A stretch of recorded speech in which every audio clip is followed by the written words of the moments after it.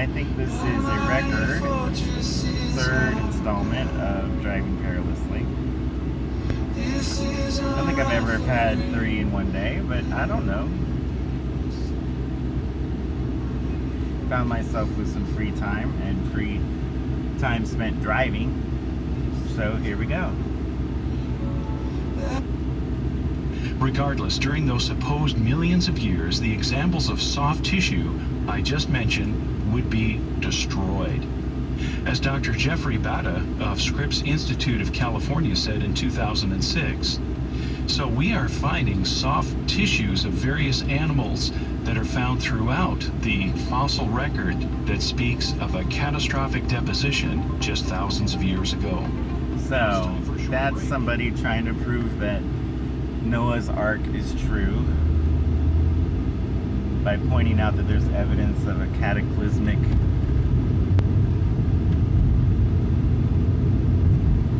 destruction of life several thousand years ago.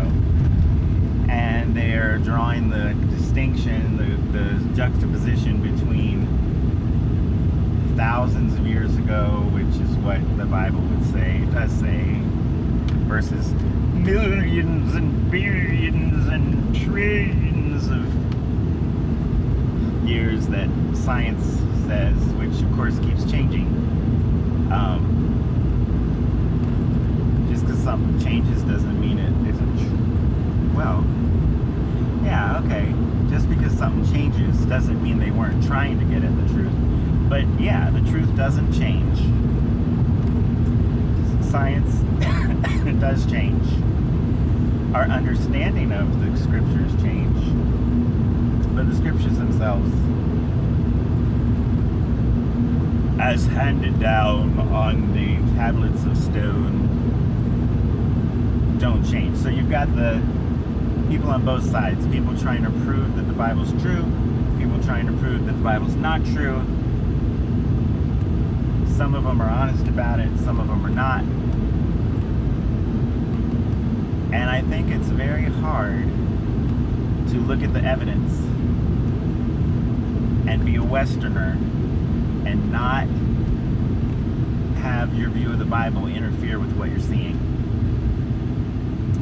So if I was trying to get to the bottom of evolutionary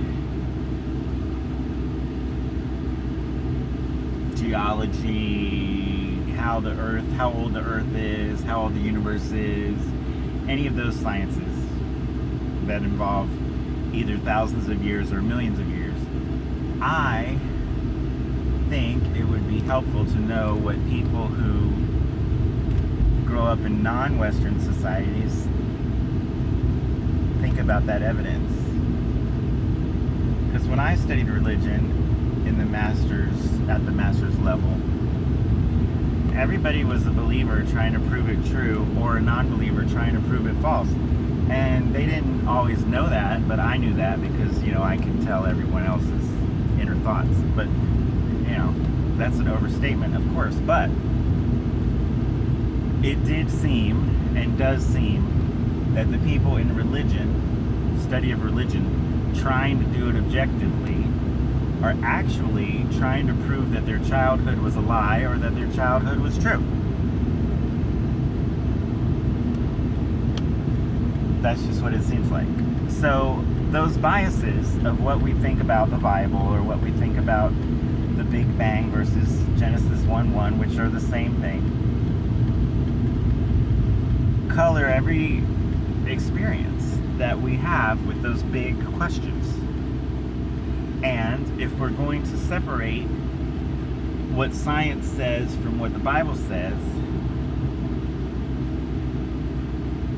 maybe we should try and see what science says for people who didn't grow up in Western culture. So you do that and get back to me and let me know what you find out. All right? So that was the third edition of Driving Perilously for today. It is 3:40 p.m. It's so freaking hot that I'm driving to a place just because it has air conditioning, which seems ridiculous. Doesn't it seem like there should be a better reason to go places than that?